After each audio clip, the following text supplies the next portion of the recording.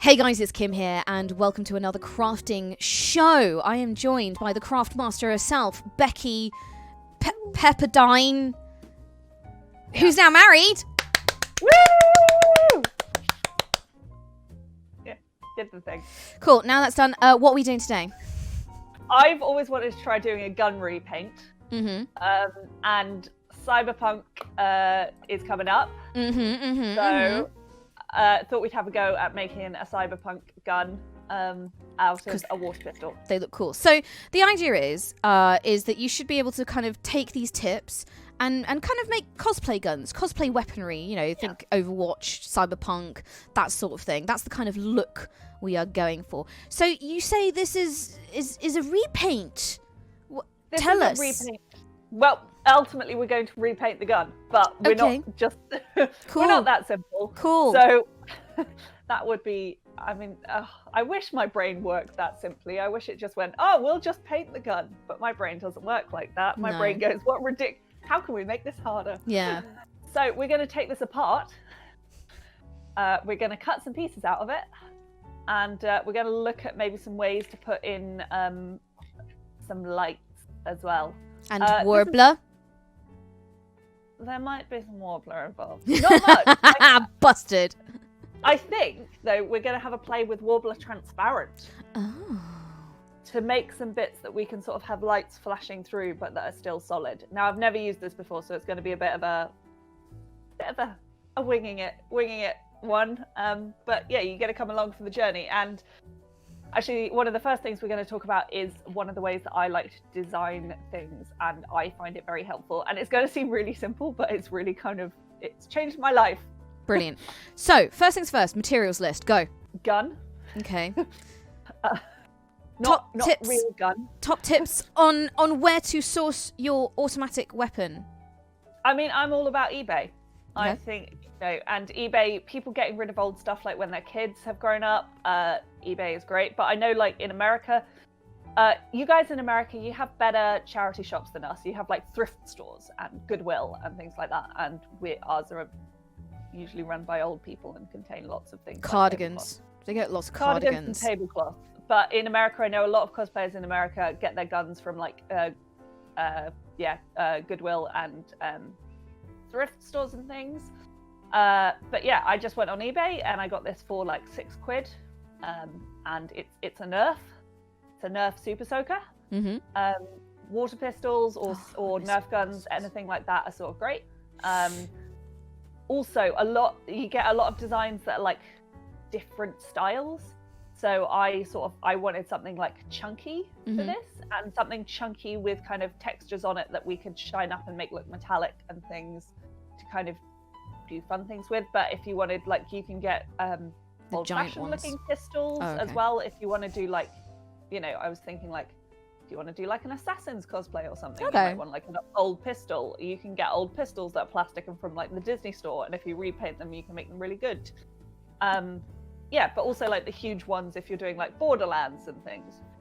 I mean, also like if you're doing cosplay and you're going to conventions, a lot of conventions have rules about your weapons, and your weapons do have to be checked. Yeah. And actually, a lot of them, even if they were NERF guns, they have to be not able to fire anything. Yeah. Because in a big crowd at a convention, that's still a problem. Yeah. So actually, like, sorting your weapons and actually like putting a red, like an orange dot on the end that like water pistols get a lot is one of the ways that cosplayers use to kind of show, no, this is, That's what I was about to say. There are a lot of rules about like the orange tip rule, like having a very visible orange tip. Yeah. Control yourself, Kim. So that police don't mistake it for a real gun and shoot you. Yeah, because a lot of cosplayers, and if you've been to conventions, you'll know this, especially in London, when there's a convention on, there's a lot of people in costume traveling on the tube. Yeah. Especially like Resident Evil or something like that, where it's just a military dude, and you're like, oh God, what happened? Then you're like, oh wait, no, I spot the umbrella logo, and it's like, oh, and wait, yeah, there's a convention. Oh, there's a convention, yeah. Or like Rainbow Six or something like that. Again, just a bloody like army dude, and you're like, oh God, I'm about to get SWAT. Oh wait, no, Rainbow Six, like, yeah. It's like, yeah.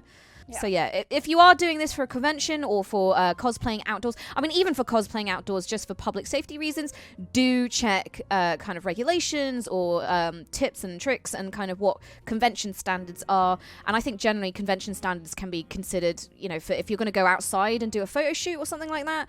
I think, yeah, make sure you are safe. Make sure your gun is very visibly a fake gun.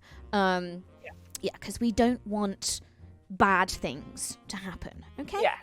Okay. I'm going to leave the trigger mechanism in this because I'm not going anywhere with this. I just want to make a nice thing to set on my wall. Yeah. So it's not being used outside. It's not being used at convention. Yeah. So yeah, but do keep that in mind. To try and get the trigger mechanism to trigger the LEDs. Although we'll see how, you know, on that I'm feeling next week. Yeah. So first things first is if I'm doing like a repaint or a changing something, this is something I talked to my patrons about when I was doing the potion bottles, is design. Because if you've bought one of a thing, don't just start hacking at it and mess it up.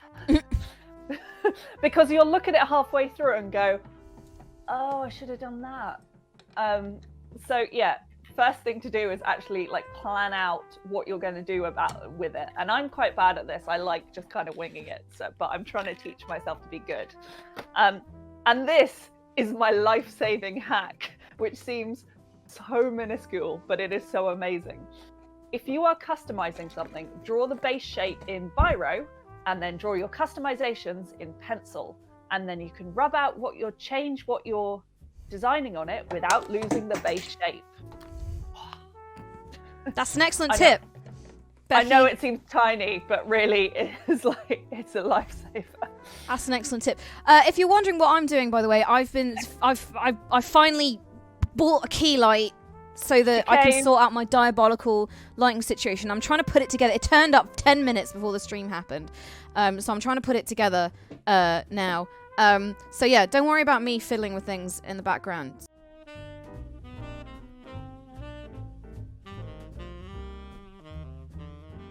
So, we've got a sort of idea of what we want to do.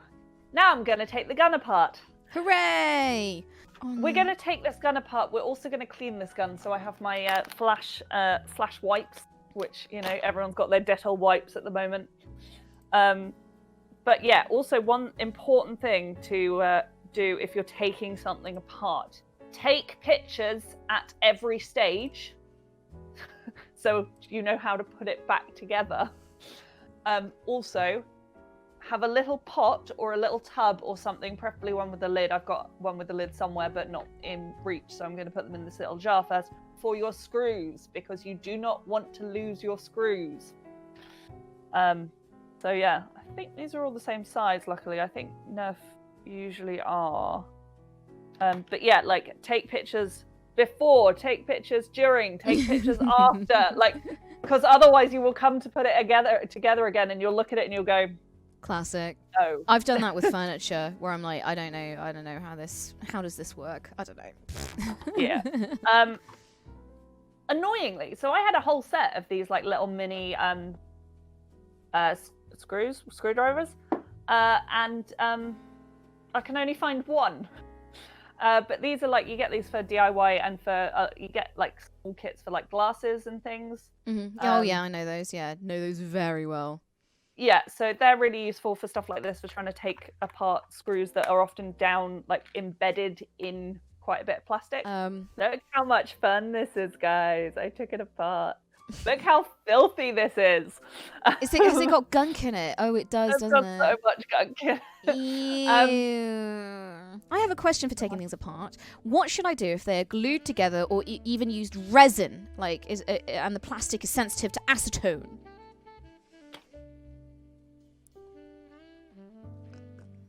Becky, that's not an answer. That is just a threat. Cut it. And we're gonna probably cut some bits off this, maybe. I don't know. Now that you guys want me to leave that bit on, I'm like, oh well, fine. I won't cut anything then. Oh no, I'm gonna cut some bits out of that with my Dremel. But yeah, cut. Use a DI Dishy weighing in with some good cosplay hints as always. Yeah, DI Dishy is more experienced at this than me, so talk to people. But yeah, I will cut things. I've got a Dremel that has a cutting wheel that will cut through stuff. And the lovely little my bone saw, which is not a bone style, but yeah, I call it my bone saw. So I think I'm going to cut this in half. Okay. Because the only bits that are seen are these two bits at the side of the revolver kind of casing. Yeah. This bit is just to hold the water, and so I can glue those back in at the right depth, or mold those in Transparent WORBLA. So I'm just going to cut it down to like just those bits so I can get all the shaky nonsense out of the way. Because I'm bored of the shaky nonsense is what's happening here. Cut that off so I can glue that flush, maybe make it rotate. Falconians. If you can't tell, I am slightly winging this. No, I couldn't tell at all. So, PSA, if you are sanding plastic, put a mask on. Wear a mask. Protect you don't your want to breathe face. in plastic dust. That is unpleasant ventilate. stuff. Ventilate your face. Where now have I put my sandpaper? Hello? Right, so some things that I want to do is I want to get rid of Super Soaker and NERF logos. Yeah. We don't want a futuristic gun that says labels. Super Soaker on it. Yeah, it might be a case of that with just like this is some sanding. This is actually for like sanding. It's a sanding belt, like strip, but they're really strong sandpaper. So these are really good for like sanding tough stuff like plastic. I might use my Dremel sander a bit later to take some of that off. But this is a good start. If you're using a Dremel or any machinery, I would also wear goggles because you do not want little pieces of plastic flying into your eyes. No. If you are cutting plastic with a electric tool, wear goggles. Like, be careful, safety people. Oh, look at this. I think we've got the Super Soaker logo off. Nice.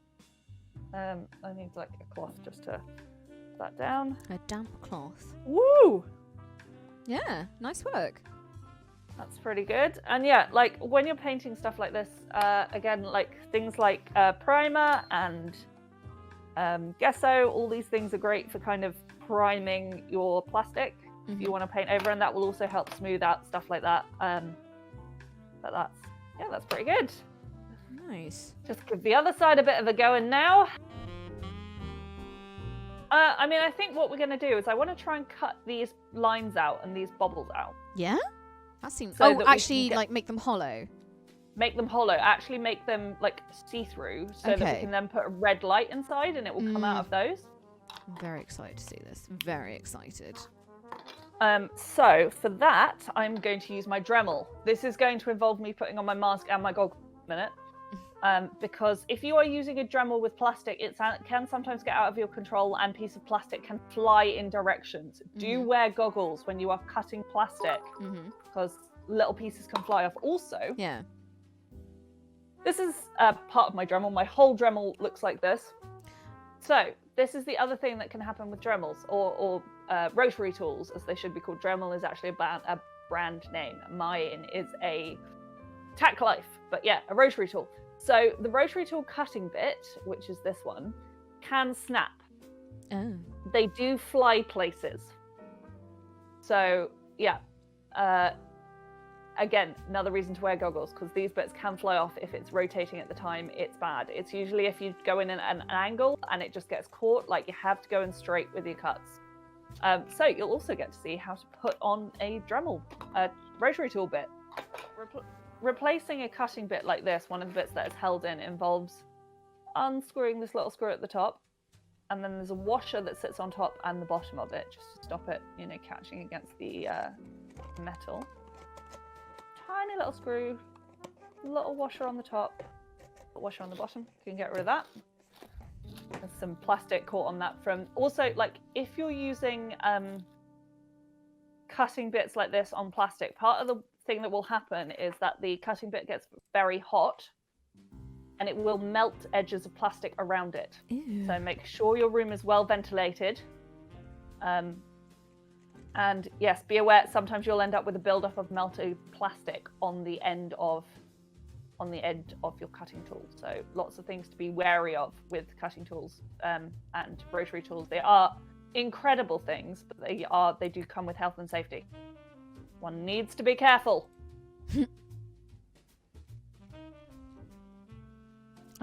This is a great thing, by the way, if you do have a rotary, investing in one. Hang on, let me screw that in. Is that all rotary tools use a bit like this. This is the main rotary tool. Some also come with an extension arm like this, a flexible extension arm. That's really useful because you can just hook the bulk up on the side of your work table, and this gives you a lot more control. It's like using a pen rather than using like the whole bulk of that. So it's really useful if you're looking to get a rotary tool, is to look for a flexible arm attachment. One thing that I'm going to do is I'm going to just mark the bits that I'm going to cut out with a bit of Sharpie. I should have used my black Sharpie for this because the gold on the orange is kind of invisible. Yeah, you can't see that any of it. Not actually that helpful. I should have another Sharpie. I've got blue. But yeah, it's just good. Sometimes when you're in the middle of like using stuff, you get distracted and you'll cut the wrong bit. So it's a good idea to kind of mark out the bits. And if you mark out the bits that are going away, like it won't matter because they won't be there at the end. What could you use if you don't have a Dremel? Or is this something that you definitely, if you want to punch holes in plastic, you kind of probably do need tools? If you want to punch holes in thick plastic, like a rotary tool or something like that, good investment. As a crafter, a rotary tool is a great investment. Like there's so much that you can do with this. Yeah. But like a really good knife will also get through thin plastic, not through like thick plastic like the hilt of this. Like then you would want something like this can get through quite substantial plastic. Yeah. So it's just that kind of, it depends what the plastic is, depends what tools you've got at your disposal. Yeah, there's probably a lot of ways to get through plastic. Again, use the tools you've got. Also, don't design something that needs you to cut through stuff. Yeah, if you can't do it, don't do it. Paint it, like just paint it, just add bits, don't take bits away. Like you don't need to take bits away. That's just me being me. Oh God, yep, sounds loud. It's loud. It's really loud, guys. I've saved you from this. So Becky will still hear me on Discord. But yeah. So as ever, safety first, kids. Goggles. It's so lucky you're not hearing this. This is, it's so loud. It's very distracting.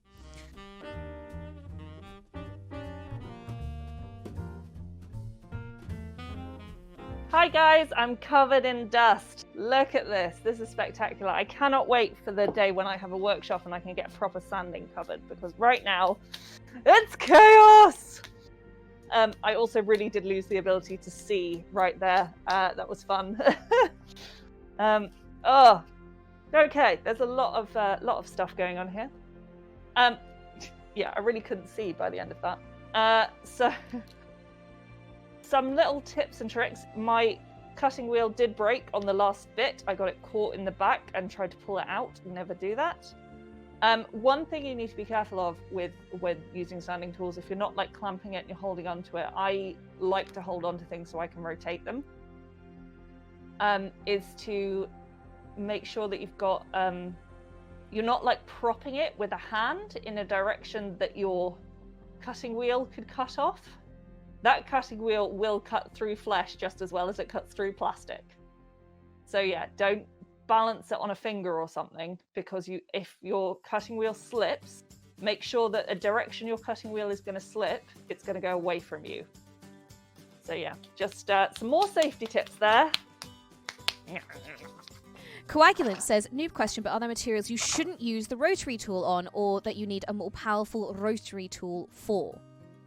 So, a couple of things about rotary tools. They come with a bunch of attachments. So this is my standard attachment set, which came with like cutting tools, sanding wheels, polishing things, grinding tools, drill bits, like even a wire brush. So that's like a basic set. But you can also buy a whole assortment of attachments for a rotary tool. Like there is Adam Savage did a video recently about a drill bit for like cutting holes in glass that you could get for a rotary tool, and I now really want one. But I've used the grinding tools on glass before. Again, wear a serious mask and glasses and protective gear for cutting sanding glass. That's definitely a thing one needs to do. There's also, mine came with this. I've just knocked a dragon off the table because there's that level of dragons in my life that I can knock them off tables.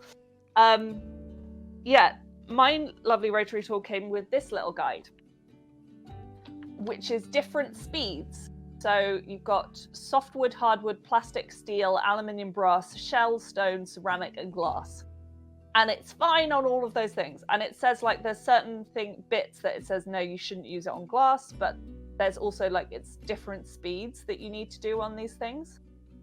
So there's not a lot you can't cut with the rotary tool if it's got powerful enough rotation and you've got the right bit. Right, what's next?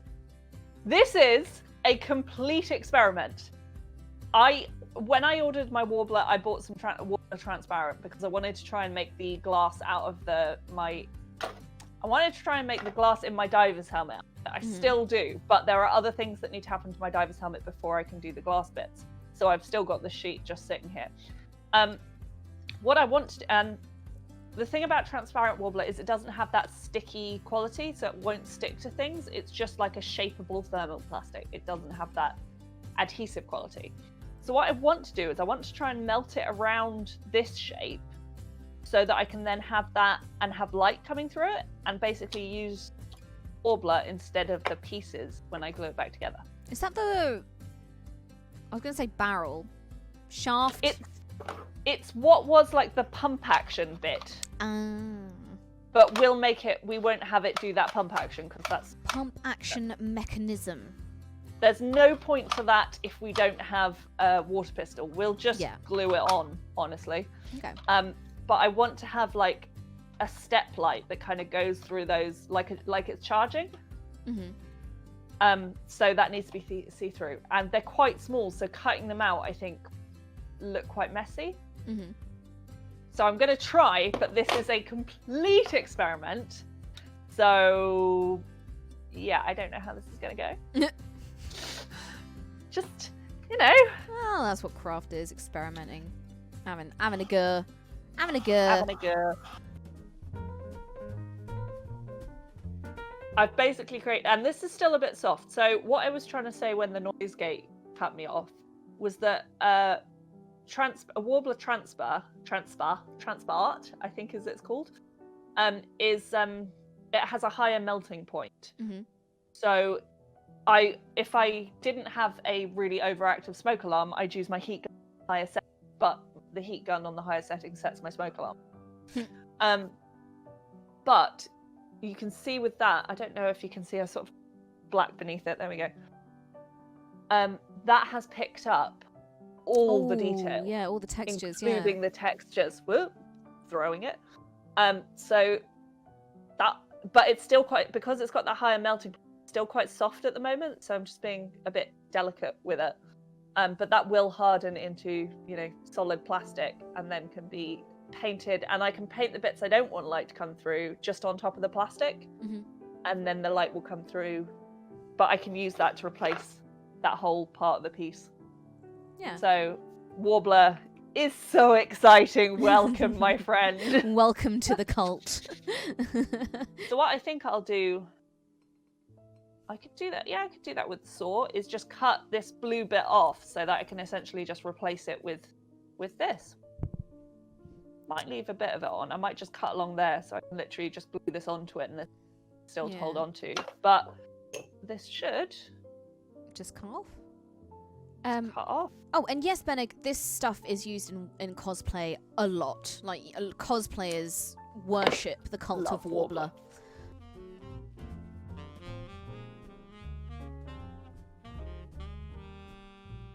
So we started with a NERF Super Soaker water pistol that we bought on eBay for £6 off Other some auction ex-children. sites also welcome. Other non-auction sites also available. You can just buy stuff. That's a thing. Then drew it out and designed the look, including things that we're going to have lights in, which are red bits, which means we need to cut holes in things or create transparent bits. Then we took it to pieces and took lots of pictures through it and made sure we kept all the little bits safe. You don't want to lose all the little screws and things. And took photos so that when we come to put it back together, we know how to put it back together. I've taken out all the kind of unnecessary gumph that I don't want. The stuff that makes it shoot water that is now irrelevant. We took this little barrel, which does need cleaning up, and I will clean that up with sandpaper and a file over the week, and use a rotary tool cutting bit to cut out these holes so that we can light through them. So if you've done one of those, clean it up. I will be cleaning that up for next week. We then took this, which was the pump action, which, you know, is used to make the water do stuff. And we used WORBLA Transparent to create a mold. Oh, that's not the right one. That's why it doesn't fit over that one. WORBLA Transparent to recreate that piece, but in see-through, so that when we glue it back together, example coming up. Not that side, sorry. This is why you have pictures. That will glue over there, and we will be able to put lights underneath that will glow through the base. I'm so excited for that. It's going to be beautiful. So excited. But yeah, that can be glued down, and the bits that we don't want light to come through can just be painted. So that'll look really good when that's done, and just allows us to have those see-through bits without having to cut out loads of little bits of plastic. Nice. So what I'm going to do for next week, I will finish sanding off all the little markings. Because we sanded off the Super Soaker words. Yep. And this one says High Tide on it, which I guess is the name High of the gun. Tide! So get rid of all of those, which you could do. You could either sand that or you could fill that in. You a little bit of pulp to fill that in, or a little bit of clay, or a little bit of foam, whatever. So I'll get rid of all those bits, get rid of the NERF branding. And then I will probably airbrush this with base coats before I come back next week, because we've talked about my airbrush is not stream suitable, or not in a stream suitable location. Yeah. And then next week I'll come back with bits, basically I think ready painted, because you've seen me paint before, you know what's involved in that. Yep. So we'll come back with things already and painted, and then next week we'll put it together and we'll do the wiring and the lights. Cool. So electronics next week. Electronics next week, and reconstruction of your gun. Hey, cool.